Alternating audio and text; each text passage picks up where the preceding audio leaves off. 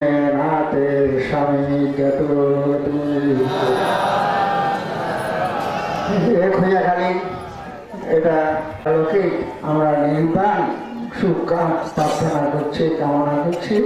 সাথে সাথে আপনাদের খালগত জ্ঞান জীবনের উদ্দেশ্যে দান করুন, তারাও এই পুণ্য রাশি লাভ করে তারা শিখিও তারা পারলৌকিক শান্তি সদ্গতি নির্বাণ সুখ লাভ করুক।